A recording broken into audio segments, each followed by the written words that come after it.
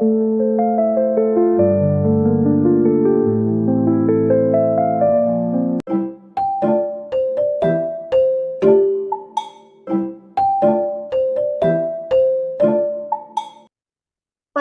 nama saya Amelia Agnes Gunawan dengan NIM 0106042418. Jadi, di sini saya akan menjelaskan mengenai PSAK 1 atau penyajian laporan keuangan. Nah, apa itu PSAK 1? PSAK 1 adalah standar akuntansi yang memberikan pedoman dalam penyajian laporan keuangan berupa laporan laba rugi, laporan perubahan ekuitas, laporan posisi keuangan, laporan arus kas, catatan atas laporan keuangan untuk memastikan bahwa laporan tersebut dapat memenuhi kebutuhan pengguna. PSAK 1 juga mencakup prinsip komponen dan aturan penyajian laporan keuangan yang sesuai dengan standar akuntansi keuangan di Indonesia. Nah, tujuannya apa sih? Tujuannya adalah untuk memberikan panduan dalam menyusun dan menyajikan laporan keuangan yang bertujuan umum agar informasi yang disajikan relevan, andal, dan dapat digunakan oleh pengguna untuk membuat keputusan ekonomi. PSAK 1 juga bertujuan untuk memastikan transparansi dan akuntabilitas laporan keuangan serta memberikan struktur yang konsisten dan dapat dibandingkan antara periode atau antar entitas. Untuk laporan keuangan adalah laporan formal yang menyajikan informasi tentang posisi keuangan, kinerja keuangan, dan arus kas suatu entitas dalam suatu periode tertentu. Laporan ini disusun untuk memberikan gambaran yang wajar mengenai kondisi keuangan perusahaan dan dibuat berdasarkan standar akuntansi yang berlaku. Tujuannya adalah untuk memberikan informasi yang relevan dan andal kepada pengguna seperti investor, kreditor, dan pemangku kepentingan lainnya, agar mereka dapat menilai posisi keuangan, mengevaluasi kinerja, dan memahami arus kas suatu entitas. Informasi ini mendukung pengambilan keputusan ekonomi seperti investasi, pemberian kredit, serta memastikan transparansi dan akuntabilitas pengelolaan sumber daya entitas. Komponen laporan keuangan lengkap. Laporan posisi keuangan raja menyajikan aset, liabilitas, dan ekuitas pada akhir periode pelaporan. Yang pertama, laporan laba rugi atau penghasilan komprehensif lain menyajikan pendapatan, beban, laba atau rugi, dan penghasilan komprehensif lainnya.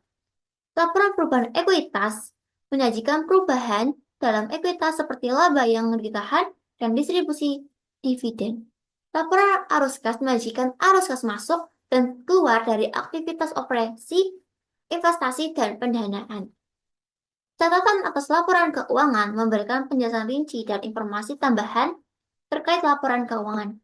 Dan yang terakhir, laporan posisi keuangan pada awal periode menyajikan posisi keuangan pada awal periode jika ada perubahan kebijakan akuntansi atau penyajian ulang laporan keuangan. Dalam laporan keuangan terdapat yang pertama posisi keuangan yang mencakup aset, liabilitas, dan ekuitas. Yang kedua, laba rugi untuk mengetahui pendapatan dan pengeluaran serta laba atau rugi yang dihasilkan suatu perusahaan. Yang ketiga, perubahan ekuitas yang mencakup laba ditahan dan saldo laba. Dan yang terakhir, arus kas yang mencakup juga arus kas operasional, arus kas kegiatan investasi dan juga arus kas pendanaan. Jadi, di sini saya mengambil contoh perusahaan dari PT Cahaya Putra Astra Keramik Terbuka. Pada tanggal 31 Desember 2023 dan untuk tahun yang berakhir pada tanggal tersebut. Jadi, di sini saya menjelaskan mengenai aset. Apa itu aset? Aset adalah sumber daya yang dimiliki atau dikendalikan oleh suatu entitas yang dapat diharapkan dapat memberikan manfaat ekonomi di masa depan. Aset juga dibagi menjadi dua, yaitu aset lancar dan aset tidak lancar. Nah, di sini saya akan menjelaskan mengenai aset lancar.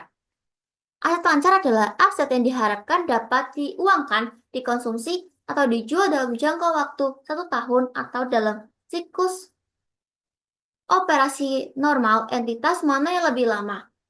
Aset ini memiliki likuiditas tinggi dan biasanya digunakan untuk mendukung kegiatan sehari-hari. Nah, di sini untuk perhitungan pada PT Cahaya Putra Asa Keramik, aset lancar itu mencakup kas dan bank deposito berjangka, piutang usaha bersih, pihak ketiga, pihak berelasi, piutang lain-lain, pihak ketiga, persediaan bersih, pajak dibayar di muka, biaya dibayar di muka, uang muka. Untuk jumlah aset lancar pada tahun 2023 itu mencapai 142.850.510.130 rupiah, dan untuk tahun 2022 itu mencapai 127.135.857.284 rupiah. Nah, ini bisa dilihat bahwa pada tahun 2023 jumlah asetnya itu lebih besar dibandingkan pada tahun 2022.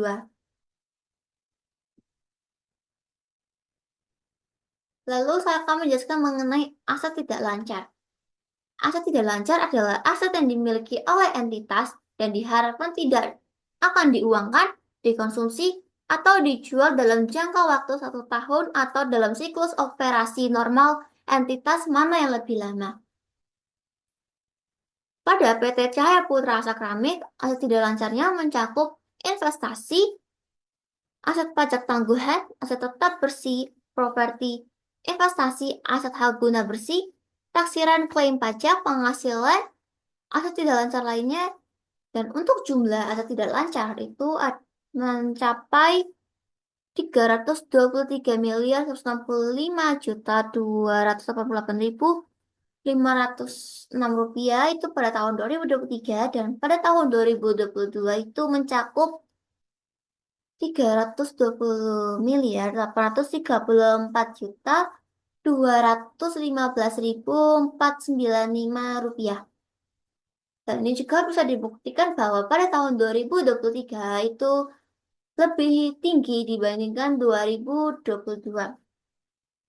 Untuk total keseluruhan aset lancar dan aset tidak lancar pada tahun 2023 itu mencapai 466.22.799.636. Dan untuk pada tahun 2022 itu mencapai 449.970.772.779 rupiah.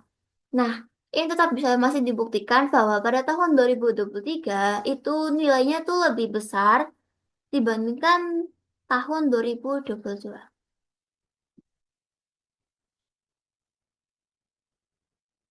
Lalu di sini saya akan menjelaskan mengenai liabilitas. Liabilitas adalah kewajiban atau utang yang dimiliki oleh entitas yang timbul dari peristiwa masa lalu dan yang penyelesaiannya akan mengakibatkan pengeluaran sumber daya ekonomi di masa depan seperti pembayaran uang, barang, atau jasa.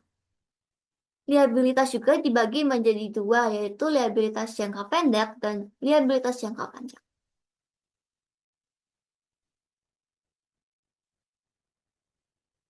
Untuk liabilitas jangka pendek adalah kewajiban atau utang yang harus diselesaikan oleh entitas lebih dari 1 tahun atau lebih dari siklus operasi normalnya. Liabilitas ini biasanya mencakup kewajiban yang tidak diharapkan untuk dibayar dalam waktu dekat. Dalam pembayaran biasanya dilakukan dalam periode yang lebih panjang, seringkali beberapa tahun. Nah, untuk liabilitas jangka panjang pada PT Cahaya Putra Asa Keramik itu mencakup utang jangka panjang setelah dikurang bagian yang jatuh tempo dalam 1 tahun, utang bank, utang lain-lain, liabilitas sewa, jaminan pelanggan, liabilitas pajak tangguhan, dan liabilitas imbalan kerja. Untuk jumlah liabilitas jangka panjang pada tahun 2023 itu mencapai 71.036.681.267. Dan untuk tahun 2022 mencapai 26.971.000.000 776.385. Ini juga bisa membuktikan bahwa pada tahun 2023 masih lebih tinggi dibandingkan tahun 2022.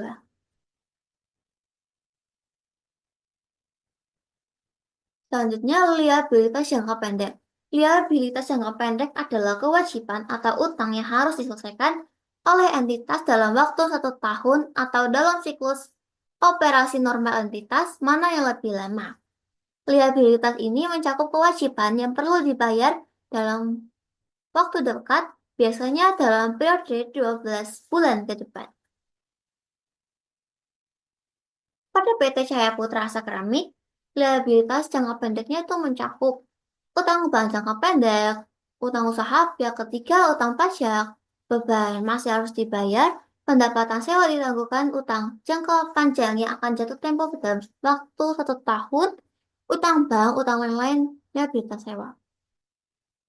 Jumlah liabilitas jangka pendek pada tahun 2023 itu mencapai 198.311.777.000 rupiah. Pada tahun 2023 mencapai 168.476.334.141. Ini juga bisa dibuktikan bahwa pada tahun 2023 lebih tinggi dibandingkan tahun 2022. Dan untuk jumlah liabilitasnya pada tahun 2023 adalah 265.347.844.044 rupiah. Dan pada tahun 2022 mencapai 109.448.110.526 rupiah. Nah, ini juga bisa dibuktikan bahwa tahun 2023 masih lebih tinggi dibandingkan pada tahun 2022.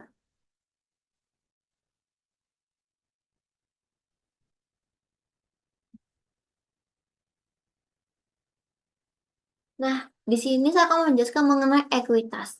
Ekuitas adalah selisih antara total aset dan total liabilitas suatu entitas. Ekuitas mencerminkan hak pemilik atau pemegang saham atas sisa kekayaan perusahaan setelah semua kewajiban atau liabilitas dibayar. Dalam laporan keuangan, ekuitas sering disebut juga sebagai modal atau nilai bersih perusahaan. Ini dapat dilihat dalam gambar yang sudah saya sajikan. Selanjutnya, laporan laba rugi. Laporan laba rugi adalah laporan keuangan yang menyajikan informasi tentang pendapatan, beban, laba atau rugi yang dihasilkan oleh entitas selama suatu periode tertentu. Laporan ini bertujuan untuk menggambarkan kinerja keuangan entitas dengan menunjukkan sejauh mana pendapatan yang dihasilkan dapat menutupi biaya yang dikeluarkan serta menghasilkan laba atau rugi. Tujuan dari laba rugi adalah untuk memberikan informasi yang relevan mengenai hasil operasi suatu entitas yang dapat digunakan oleh pemangku kepentingan seperti investor, kreditor, dan manajemen untuk menilai kemampuan entitas dalam menghasilkan laba, mengelola biaya, dan mengelola sumber daya secara efektif. Selanjutnya, laporan laba rugi komprehensif. Laporan laba rugi komprehensif adalah laporan yang mencakup laba atau rugi bersih dari operasi perusahaan dan juga penghasilan komprehensif lainnya, seperti keuntungan atau kerugian yang belum terrealisasi, misalnya dari perubahan nilai aset atau kurs mata uang. Tujuan dari laporan laba rugi komprehensif adalah untuk memberikan gambaran lengkap tentang kinerja keuangan entitas termasuk hasil operasi dan pengaruh faktor eksternal yang mempengaruhi ekuitas. Nah, laporan laba rugi bersih adalah hasil akhir dari pendapatan dikurangi dengan biaya dan beban yang mencerminkan kinerja operasional perusahaan. Tujuan laba rugi bersih adalah untuk menunjukkan seberapa efektif entitas menghasilkan laba setelah mengurangi semua biaya, beban, dan pajak. Ini membantu pemangku kepentingan menilai kinerja keuangan dan profitabilitas perusahaan. Nah, ini contoh laporan laba rugi pada PT Cahaya Putra Asa Keramik terbuka. Bisa dilihat ini pendapatan bersih beban pokok. Pendapatan laba bruto itu didapatkan dari pendapatan bersih dikurangi dengan beban pokok pendapatan, lalu ada beban usaha, ini mencakup beban penjualan, beban umum dan administrasi, jumlah beban usaha, laba rugi usaha, penghasilan beban lain-lain. Bisa dilihat ini semua terdapat dan ditampilkan dalam layar. Selanjutnya ada laporan perubahan ekuitas konsolidasi.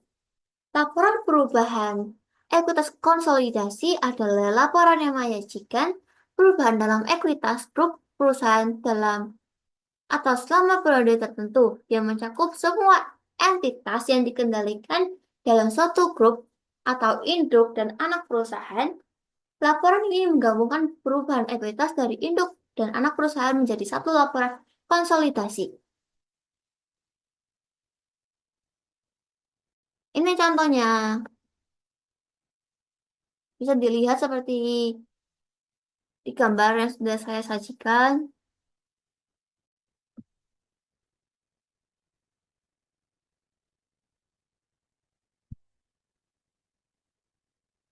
Selanjutnya ada laporan arus kas.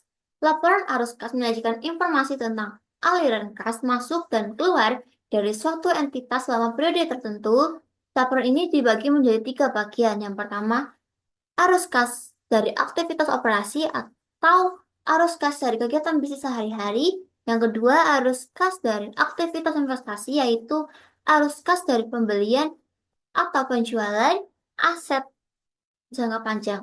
Yang ketiga, arus kas dari aktivitas pendanaan seperti arus kas dari penerbitan saham, pinjaman, atau pembayaran utang. Tujuan laporan ini adalah untuk menunjukkan bagaimana perusahaan menghasilkan dan menggunakan kas, serta menilai kemampuannya dalam memenuhi kewajiban keuangan jangka pendek. Pada PT Cahaya Putra Asa Keramik, arus kas dari aktivitas operasi itu mencakup penerimaan kas dari pelanggan, pembayaran kas kepada pemasok, pembayaran untuk beban usaha dan karyawan, pembayaran bunga, pembayaran pajak penghasilan, penerimaan atau pembayaran lainnya. Bersih, arus kas bersih digunakan untuk aktivitas operasi. Untuk arus kas dari aktivitas investasi itu mencakup perolehan aset tetap, hasil penjualan aset tetap, pengurangan atau penambahan, deposito berjangka, arus kas bersih digunakan dari aktivitas investasi. Dan yang terakhir, arus kas dari aktivitas pendanaan yang mencakup penerimaan utang bank, pembayaran utang lain-lain, pembayaran utang liabilitas sewa, setoran modal saham dari kepentingan non-pengendali kepada entitas anak.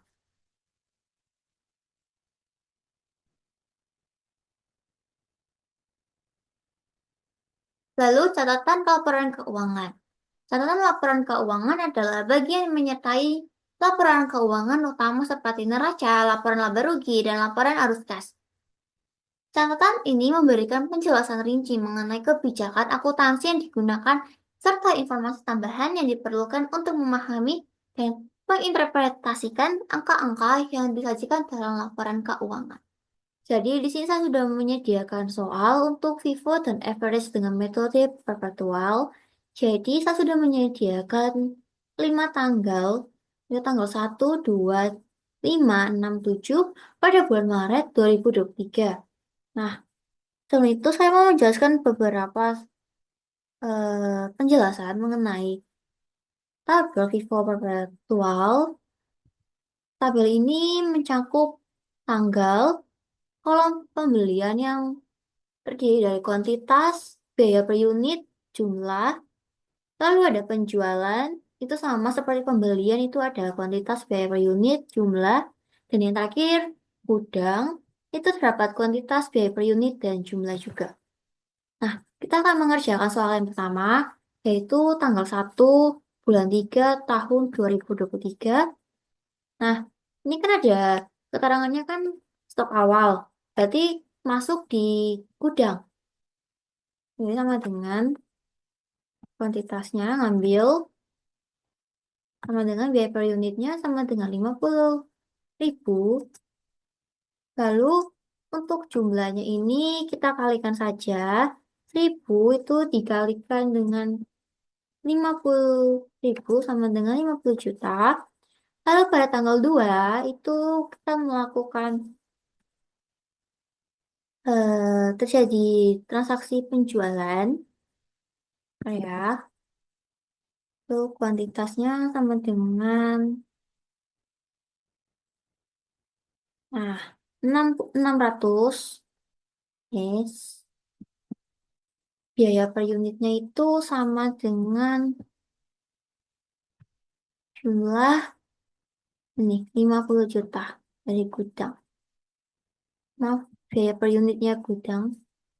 Nah, lalu ini dikalikan sama dengan 600 dikali 50.000 sama dengan 30.000. Lalu untuk kolom gudang bagian kuantitas itu sama dengan 1.000 dikurangi dengan 600. Hasilnya 400. Lalu sama dengan biaya per unit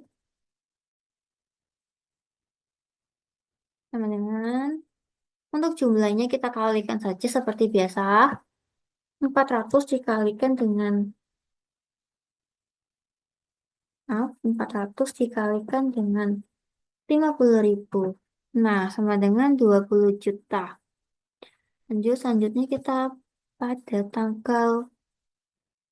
dua, tanggal 5, 5 bulan 3,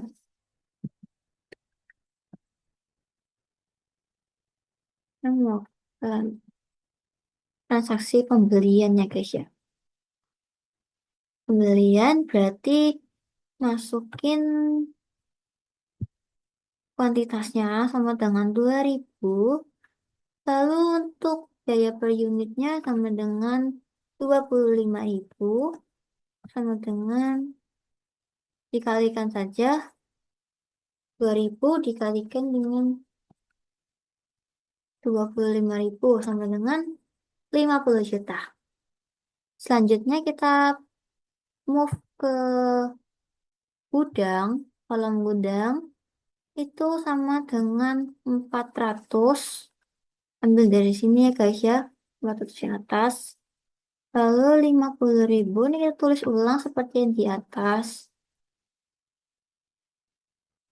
Ini kali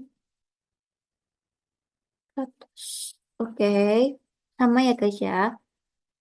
Lalu kita ini 2.000, maaf, sama dengan 400 ditambah, maaf, ada kesalahan lagi, sama dengan 2.000 ini, masukin, sama dengan, maaf guys, kesalahan terus soalnya aku rada bingung sambil jelasin.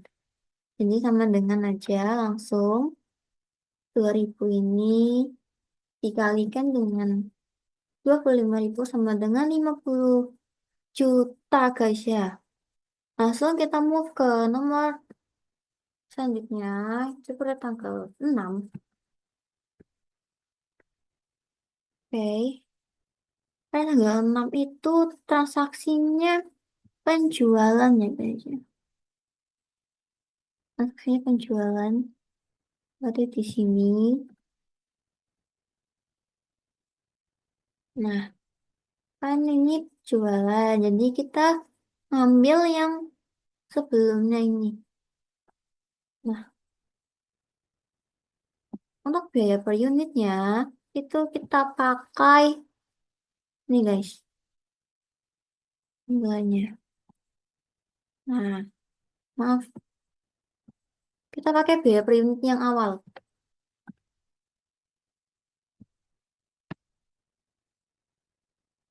Dengan ini kita langsung kalikan saja. 400 dikalikan dengan 50.000 sama dengan 20 juta. Selanjutnya kita tulis lagi di bawahnya sama seperti ini. Lalu sama dengan 25.000 kita ngambil biaya per unit yang terakhir dalam gudang tuh 25.000. Lalu kita kalikan saja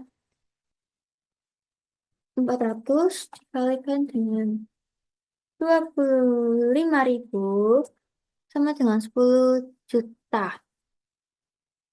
Selanjutnya untuk kolom gudang itu sama dengan 1000. Maaf, 2000. Ini kita kurangi dengan 400 ini ya guys. Hasilnya jadi 1.600. Lalu biaya per unitnya itu dengan ini. Nah, jumlahnya tinggal dikalikan seperti biasa.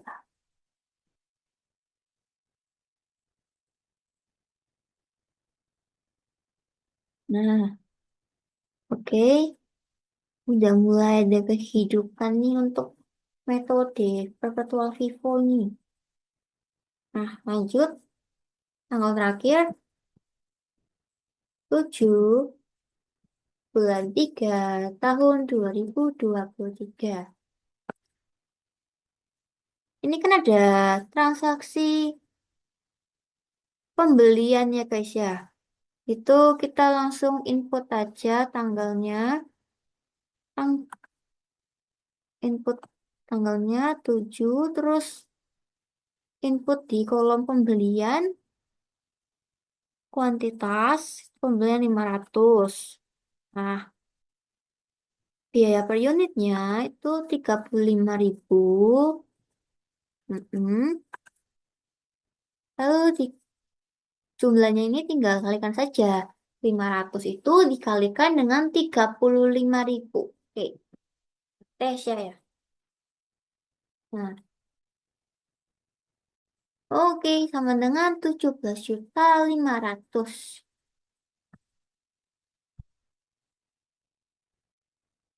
Oke, ini yang terakhir itu kita langsung ubah di stok gudangnya. Oke, ini kita tulis lagi seperti di atas ya guys. Ini kebanyakan yang ngulang-ngulang gitu loh.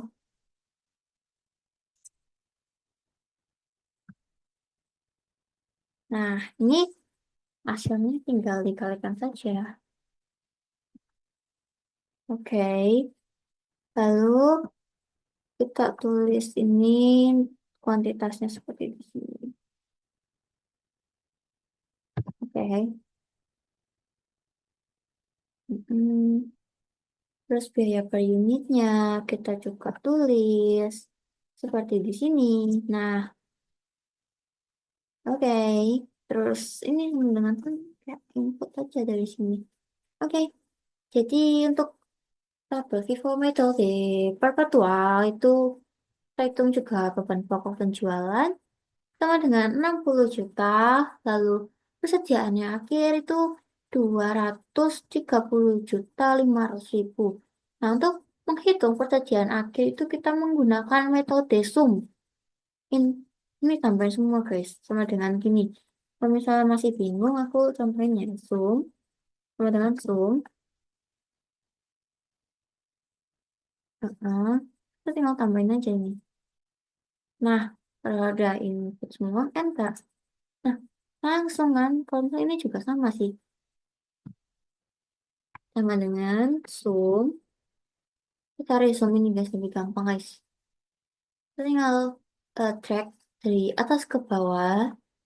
Lalu kita, kalau udah drag semua, tinggal enter. Nah, ini gampang kan guys. Lalu selanjutnya itu kita kerja bagian ini. Selanjutnya kita bikin laba bruto. Laba bruto. Laba bruto itu terdiri dari penjualan, terus ada beban pokok penjualan,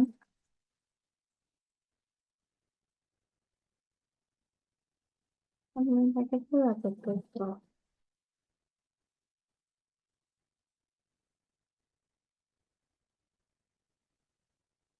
Penjualan itu kita hitung dari eh, kuantitas kali jumlah. Ini guys, lihat aja pengakuannya.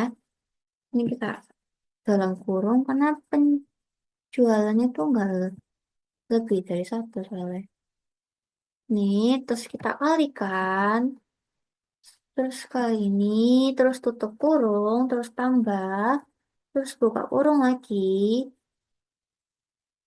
800, terus kalikan dengan ini 45.000, tutup kurung. Nah, sama dengan 54 juta. Lalu untuk beban pokok penjualan itu kita tinggal input aja dari sini guys. Sama kan? Dan untuk laba bruto itu didapatkan dari penjualan kurang beban pokok jualan. Udah. Ini hasilnya minus guys. Ini aku hasilnya minus. Lalu setelah itu, nah untuk tabel Vivo metode perpetual ini sudah selesai guys sampai di sini.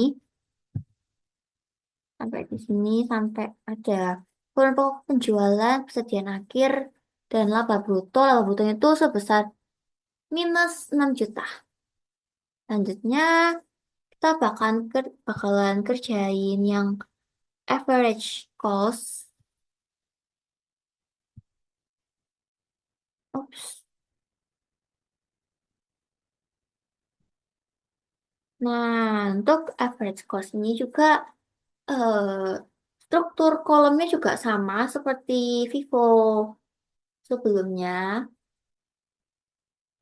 Yang bedain mungkin kalian bisa lihat lah caranya gimana.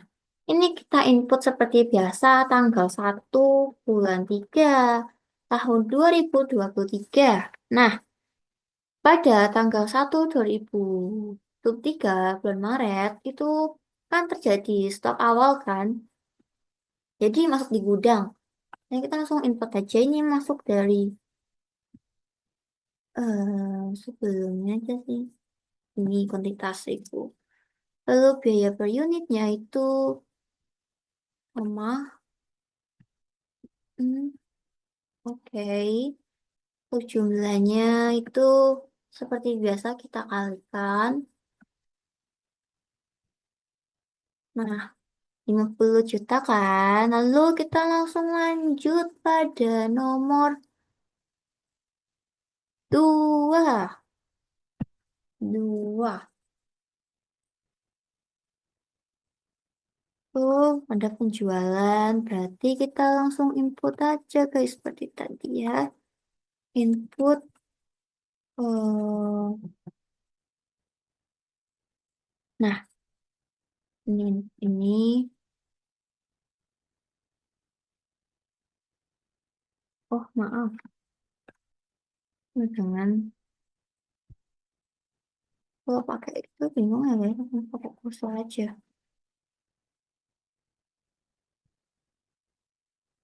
Lalu biaya per unitnya sama dengan 50.000. Oke. Untuk eh, jumlahnya itu kalikan saja seperti biasa ya. Oke. Mantap. Lalu untuk hmm, kolom gudang itu tinggal 1.000 kuantitas. Terus dikurangi dengan 600. Nah, hasilnya sama dengan 400.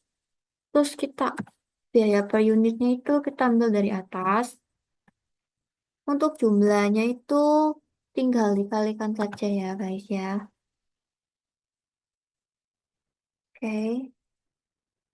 Sama dengan 20 juta. Nah, lalu selanjutnya itu tanggal 5 bulan 3 tahun 2023 itu akan terjadi pembelian, guys. Jadi kita ngisi di kolom pembelian.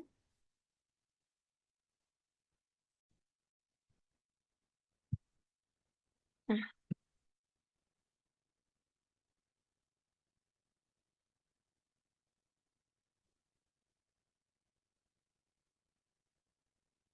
lalu untuk biaya per unitnya itu sama dengan ambil dari atas, guys. Nih, 25.000. Lalu jumlahnya itu tinggal dikalikan aja seperti biasa ya.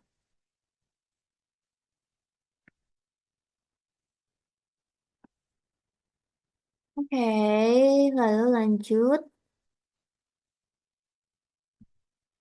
Kolom gudang itu 400 ditambah 2.000 ya. Sama dengan. Nah, lalu untuk jumlah itu kita sama dengan 20 juta ditambah 50 juta ini. Nah, sama dengan 70 juta. Dan untuk biaya per unit itu caranya beda guys untuk pembelian. Caranya adalah sama dengan jumlah ini, jumlah dalam gudang itu terus dibagi dengan kuantitas pada kolom gudang. Nah, hasilnya 29.167 rupiah. Nah, lanjut kita nomor 6. Kita udah hampir di penghujung tabel average cost, guys.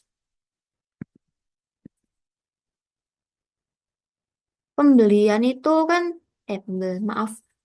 Tanggal 6 itu kan terjadi penjualan. Jadi kita masuk ke kolom penjualannya sama dengan kita ngambil eh ini dari kolom penjualan. Nah, terus sama dengan. Terus untuk biaya per unit itu kita ngambil yang ini guys. Sama dengan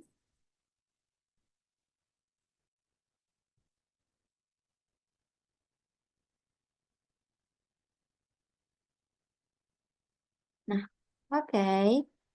Lalu untuk jumlah kita tinggal kalikan seperti biasa ya.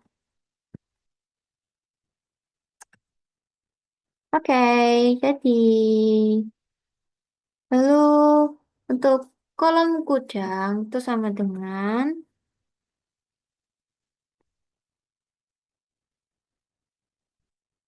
ini dikurangi dengan 2.400 dikurangi dengan 800 sama dengan 1.600. Lalu ya tulis kembali untuk biaya per unitnya tetap sama 29.167 sama sama dengan ini kali oke. Oke, tanggal terakhir ya guys ya, 7 bulan 3 tahun 2023 itu kan terjadi pembelian ya guys ya. Jadi kita ngambil aja kuantitasnya pembelian sama dengan 500. Terus biaya per unitnya itu 35.000. Jumlahnya kita kalikan seperti biasa, 500 dikalikan dengan 35.000 sama dengan 17.500. Oke, kita langsung skip ke kolom gudang. Itu sama dengan eh 1.600 itu ditambah dengan 500. Nah, sama dengan 2.100 kan. Lalu kita langsung kerja ke jumlah itu sama dengan 46 ditambah perkenalan sekalian sekian kemudian 17 sama dengan 64 atau 667. Lalu untuk biaya per unitnya itu kita cari sama dengan jumlah dibagi kuantitas. Oke, sama dengan 30.556. Nah, guys, untuk metode perpetual average cost ini sudah selesai di sini. Untuk persediaan akhir dan beban pokok penjualan itu penghitungnya juga sama seperti sebelumnya itu pakai sum. Untuk beban pokok penjualan sendiri itu terdapat eh, ternilai 53.333.333. Dan untuk persediaan akhir itu sama dengan 250.833.333. Nah, tapi belum sampai di situ saja, guys. Masih ada laba brutonya juga. Jadi kita bakalan ini pindahin bentar ya. Aku mau pindahin. Jadi kita harus pakai ini, guys. Oke, tanda ini biar kalau pas pindahin itu dia kayak nggak apa ya berantakan gitu loh. Sering aja biar kayak dia tuh nggak kegeser waktu kita kopas. Kan kita mau kopas untuk average cost. Jadi gini ya guys ya.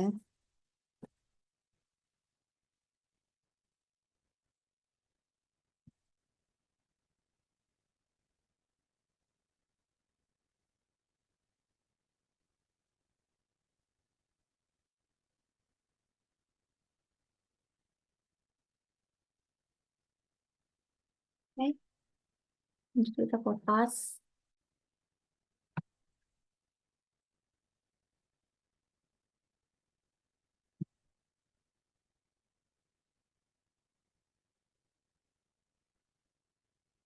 Penjualannya itu tetap sama. Yang beda itu pokok penjualannya. Nah, guys, jadi untuk Vivo dan average cost perpetual ini sudah sampai di sini saja. Seperti gini ya guys ya. Ada soalnya seperti ini dan juga tabel average cost dengan metode perpetual. Jangan lupa ya. Dan juga jangan lupa untuk membuat laba bruto yang terdiri dari penjualan, beban pokok penjualan, laba bruto. Laba bruto ini tinggal dikalikan penjualan kurang beban pokok penjualan. Oke. Jadi guys, di sini saya akan menyelesaikan soal mengenai penyusutan metode garis lurus atau straight line. Dan saya sudah membuat soal yaitu PT Hunter membeli mesin pembuat botol seharga 100 juta dengan umur ekonomis 5 tahun dan nilai residunya adalah 10 juta. Berikut merupakan penggunaan mesin selama 5 tahun. Tahun pertama digunakan 120.000 botol, tahun kedua 100.000 botol, tahun ketiga 90.000 botol, tahun keempat 110.000 botol, dan yang tahun yang terakhir atau tahun kelima adalah 80.000 botol. Soal yang pertama, buatlah perhitungan penyusutan dengan metode straight line jika mesin pembuat botol dibeli pada tanggal 1 Januari. Yang kedua, buatlah perhitungan penyusutan dengan metode straight line jika mesin pembuat botol dibeli pada tanggal 1 April. Diketahui kosnya sama dengan 100 juta, umur ekonomi sama dengan 5 tahun, nilai residunya sama dengan 10 juta. Jawab, itu ada beberapa kolom. Yang pertama kita buat year Deprecable cost, rate, annual expense, accumulate, depreciation, dan yang terakhir book value. Nah, untuk year-nya kita tulis aja sampai 5.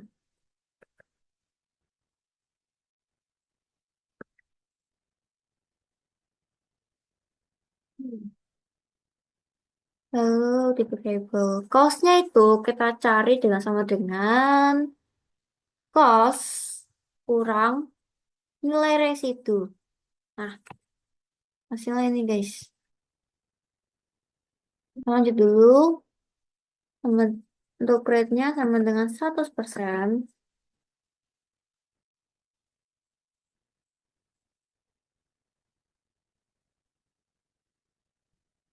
bagi dengan 12. Maaf, bagi dengan 5 tahun atau umur ekonomis.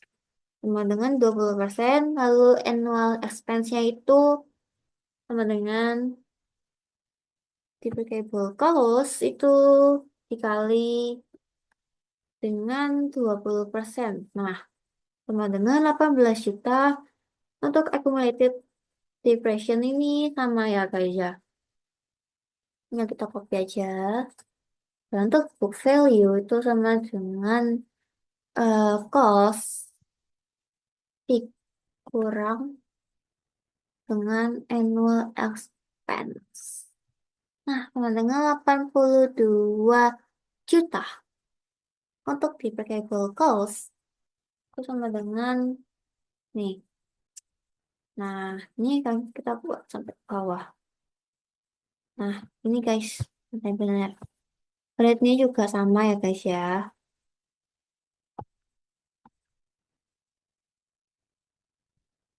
Oke.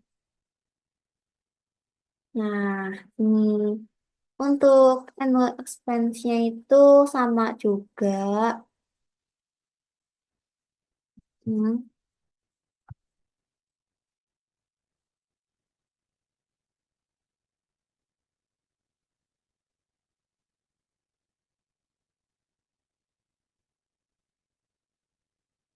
Untuk accumulated depression ini sama dengan ini ditambah 18 nih. Nah, sama dengan 36 juta. Dan untuk book value ini cost-nya di book value itu dikurang dengan annual expense sama dengan 64 juta. Lalu lanjut, kita samakan aja langsung. Nah, ini cara biar cepat ya guys. Karena ini dia udah langsung copy format gitu loh. Kalau kalian udah kerja kayak sebelumnya itu pasti dia copy gitu. Nah, untuk hasil book value pada yang nomor pertama itu harus sesuai dengan nilai residu itu 10 juta. Lanjut, untuk yang ini karena dia gak beli pada awal tahun, maka kita buat sampai 6 ya.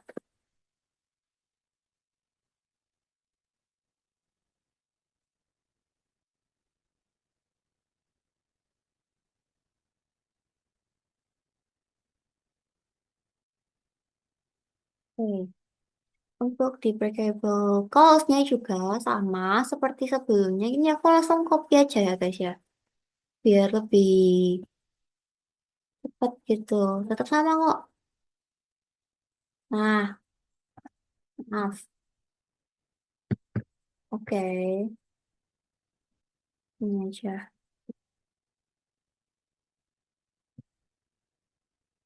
Oke.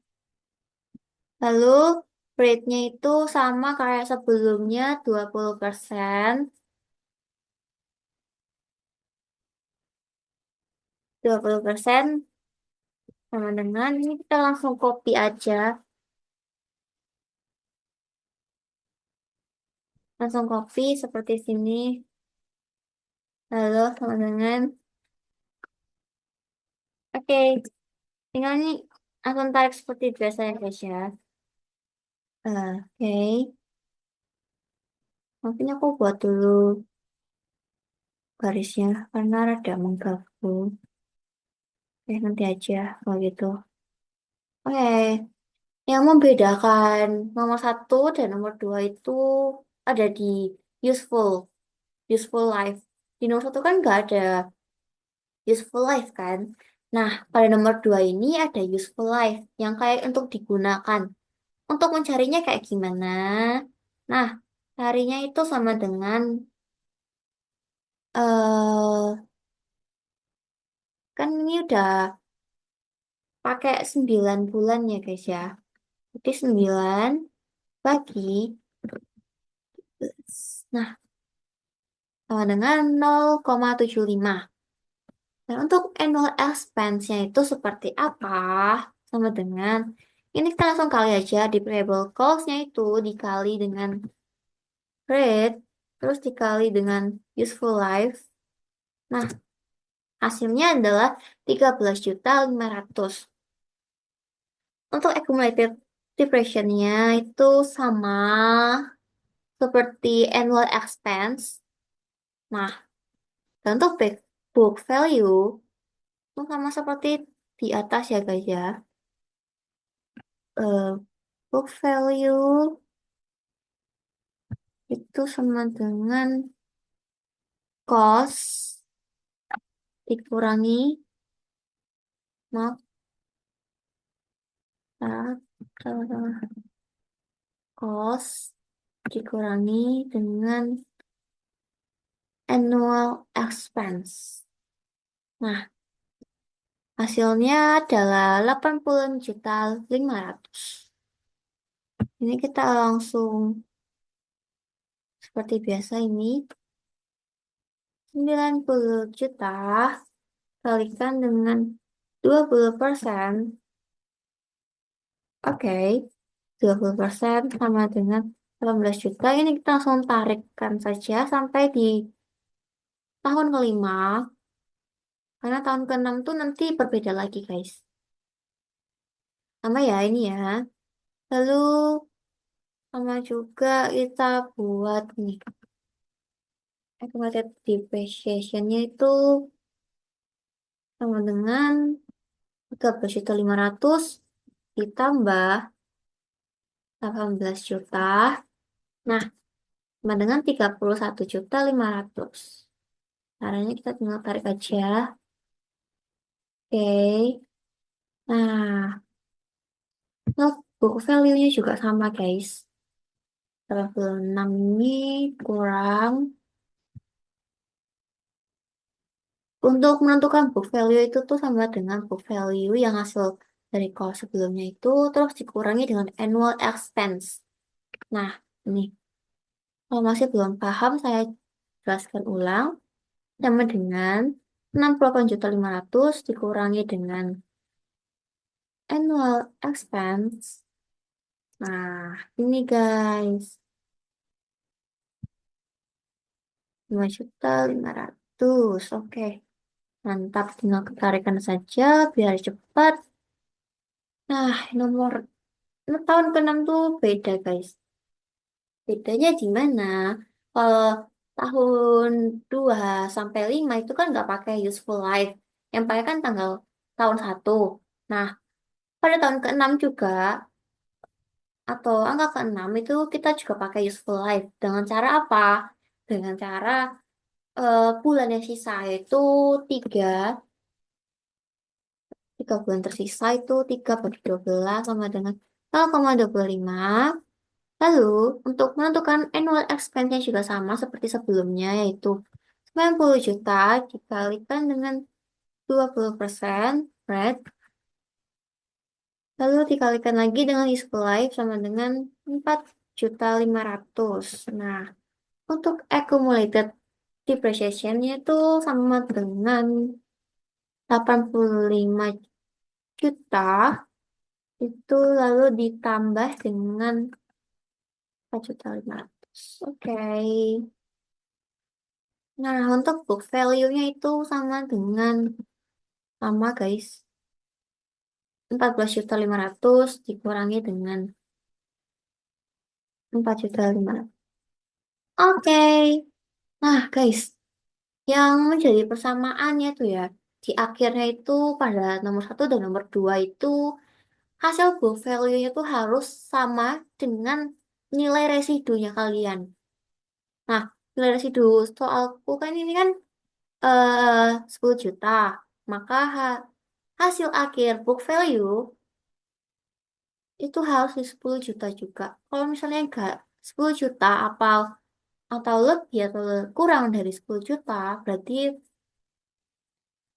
kemungkinan jawaban ada yang salah. Itu guys. Oke, untuk reply-nya ini aja. Oke. Nah, jadi di sini saya sudah menyediakan soal untuk penyusutan unit aktivitas atau unit of activity. Soalnya sama seperti sebelumnya, yang membedakan mungkin pertanyaan yaitu buatlah perhitungan penyusutan dengan metode unit of activity jika mesin pembuat botol dibeli pada 1 Januari. Diketahui kalau sama dengan 100 juta, dari situ 10 juta, total botol 500.000 itu ditambah dari tahun 1 sampai tahun 5. Lalu untuk cost per unit itu kita cari sama dengan dalam kurung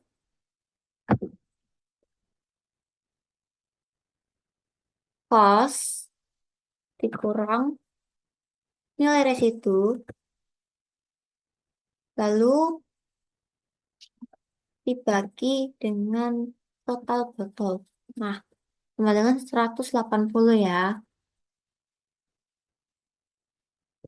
Untuk kolom tabelnya itu sama seperti sebelumnya, itu ada here unit of activity cost or unit, annual expense, accumulated depreciation, dan book value. Tahunnya sampai tahun kelima ya. Dan untuk unit of activity itu kita ambil dari ini ya, total botol per tahun. Oke.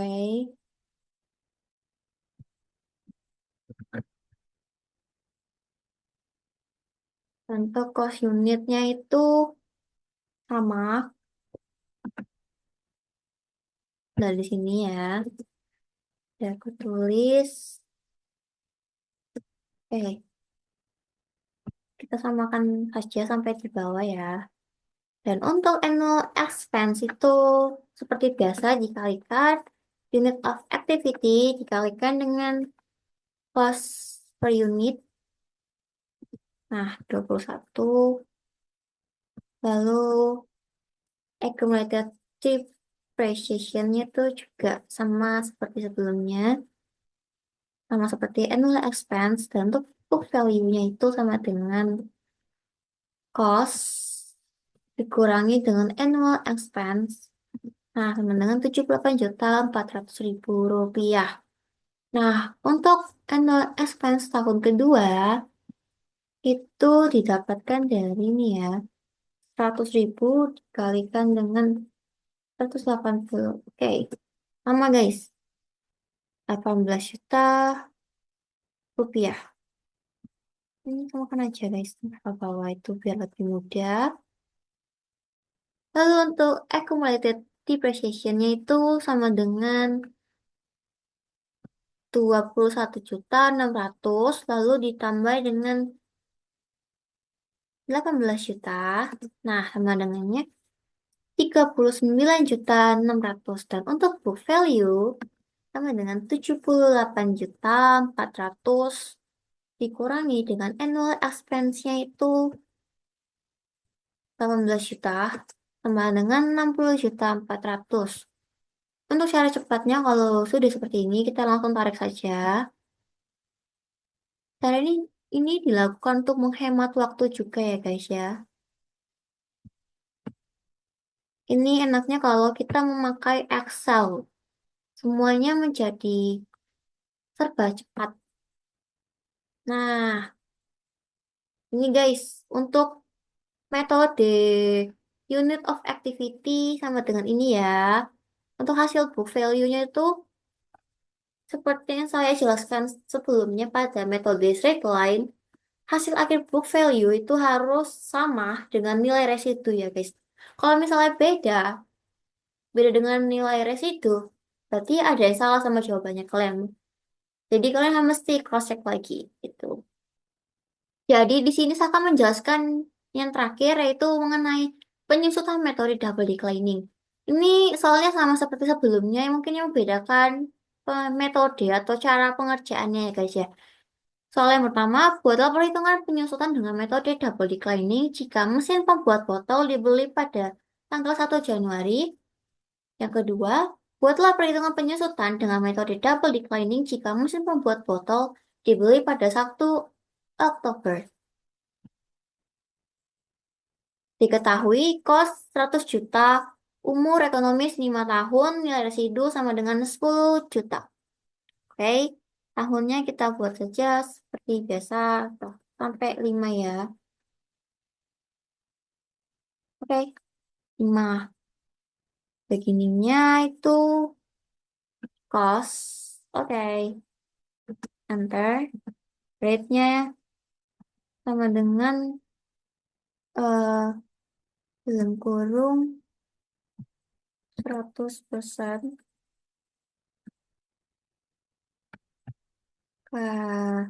Terus dibagi, maaf, lupa. Sama dengan 100% bagi dengan umur ekonomis, tutup kurung, kali 2. Oke, 40% ya. Untuk annual expense-nya itu sama dengan 100 dikali dengan 40%.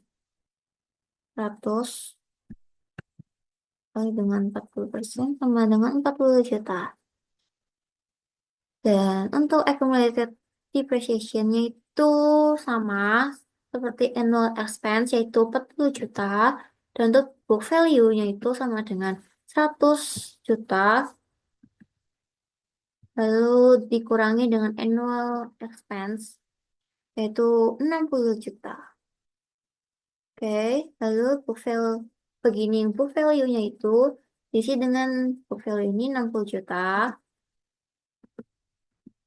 Untuk rate-nya itu tetap sama ya guys. Jadi aku langsung drag aja ya, langsung ke bawah ya. Ayo, oke, wait ya.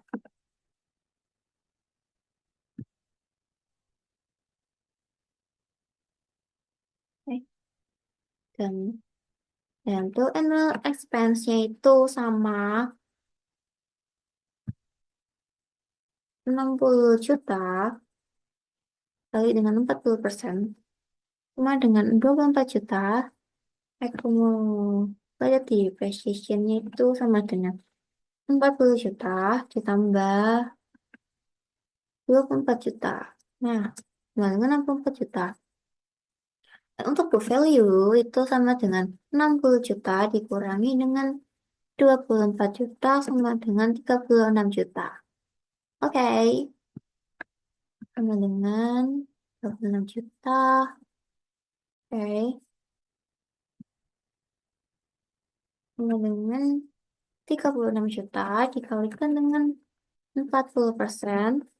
Lalu accumulated depreciation-nya itu sama dengan 64 juta tambah 14 juta 400.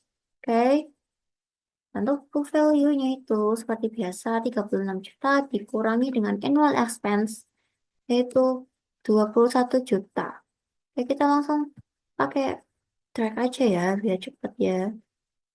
Oke, 21 juta. Hmm, Oke, wait.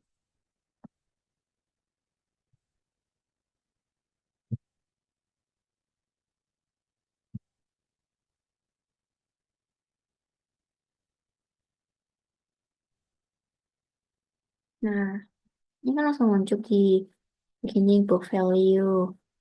Oke, ini nggak langsung aja guys.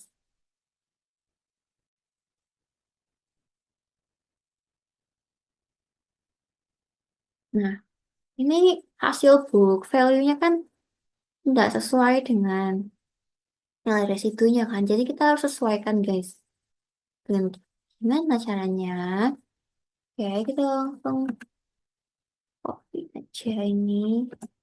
Lalu untuk annual expense kita juga menyesuaikan dengan cara apa? Dengan cara begini book value dikurangi dengan book value sama dengan 2.960.000. Oke, oke. Nah, untuk salah satu udah dijawab ya guys ya. Jadi kita kasih tandai dulu kalau ini tuh penyesuaian.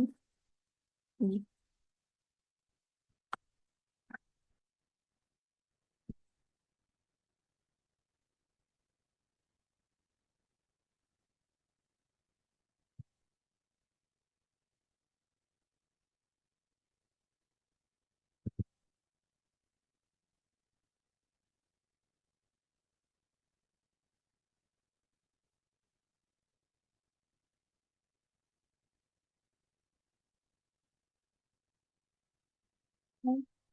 Ini ya guys ya. Oke, kita langsung lanjut ke nomor terakhir ya. Waktu seperti biasa itu kita langsung bikin ke sampai nomor 6. Tahun ke-6.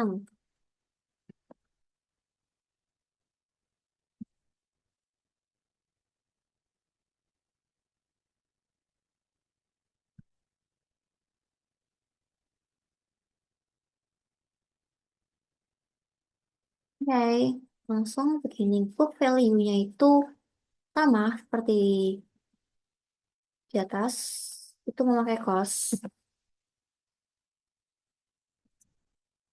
Untuk rate-nya juga sama.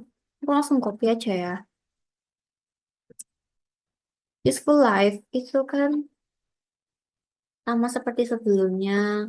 Itu pakai 3/12. Ini untuk yang bulan yang belum kepakai. Nah,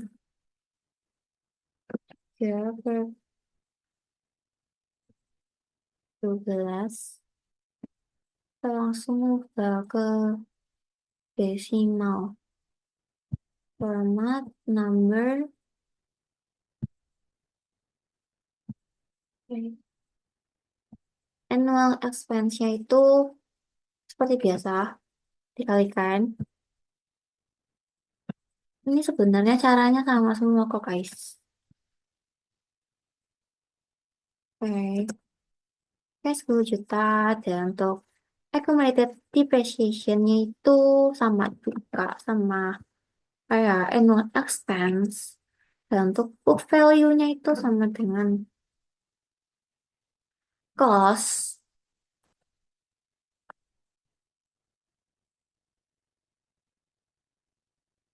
Cost dikurangi dengan annual expense. Jadi sama dengan 90 juta. Yay. Oke, sama seperti di atas juga, kita menggunakan ini book value. Oke, untuk rate-nya itu tetap 40%, jadi aku langsung drag aja ya ke bawah ya. Nah, ini untuk useful life dari tahun 2 sampai tahun ke-5, kita biarin kosong ya. Untuk annual expense-nya itu beginning book value dikali dengan rate, oke, 36 juta. Untuk accumulated depreciation itu sama 10 juta ditambah dengan 36 juta. Nah, 26 kan. Nah, untuk book value-nya itu tinggal dikurangi aja sama annual expense. Oke guys, ini. Oke, aku kerja manual aja ya, karena ini mumpung nomor terakhir, kerja manual semua. Tuh, tinggal dikali-kali aja guys, seperti di atas. Oke, accumulated-nya itu 46 juta, lalu ditambah dengan 21 juta. Nah, book value-nya itu seperti biasa 54 dikurangi dengan annual expense-nya 21.600.000 sama dengan 32.400.000. Oke, beginning book value-nya 32 juta. Lalu lanjut, annual expense-nya itu dikalikan. Nah,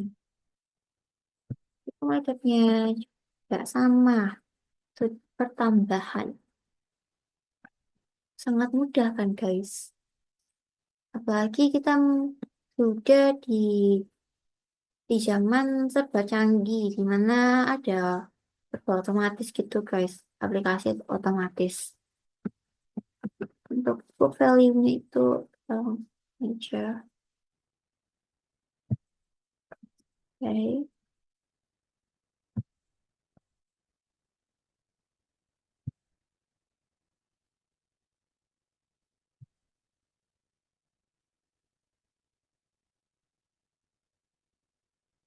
Dengan langsung otomatis gitu loh guys.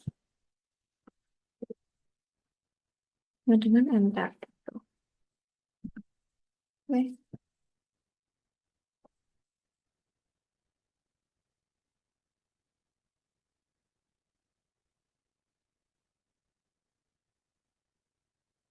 Nah, untuk tahun ke-6 itu kita beda ya guys ya, karena kita menggunakan lagi 9 per 12 yang bulannya udah kepakai ya. Teman-teman, kamu ke 5. Lalu, annual expense-nya dikalikan aja semuanya ini. Oke, oke. Nah, dapat 3.499.200. Dan untuk accumulated depreciation-nya itu sama aja kayak sebelumnya. Tambah. Oke,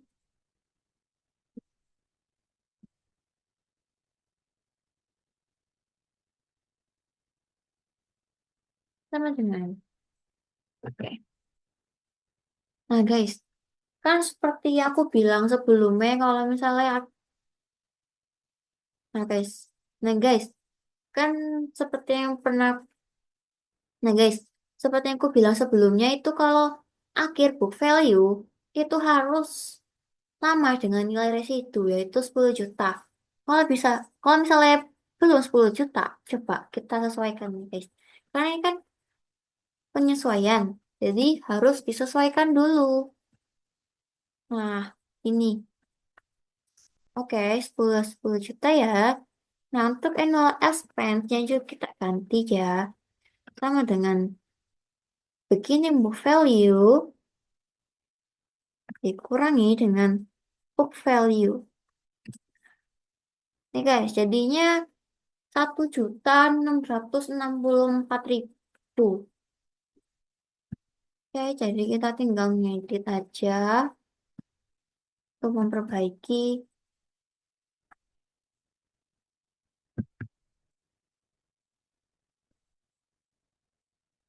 Oke, ini benar ya.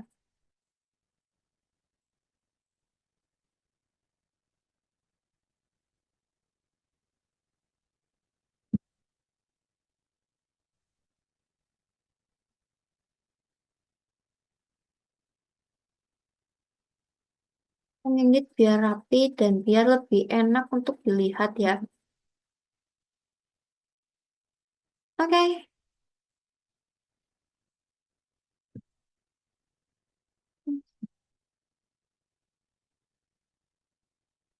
Nah, oke guys. Untuk tiga metode yang udah saya mengerjakan dari straight line, unit of activity, dan metode double declining itu sudah saya kerjakan. Oh ya guys, aku juga lupa untuk ini 1.664.000 itu masuk ke penyesuaiannya. Kita tandain biar tidak bingung. Oke, sudah selesai sampai sini pengerjaan mengenai metode, tiga metode tersebut. Saya harap semoga penonton bisa mengerti dan bisa terapkan dalam pembelajarannya setiap hari. Semoga berguna dan bermanfaat ya. Bye bye. Thank you.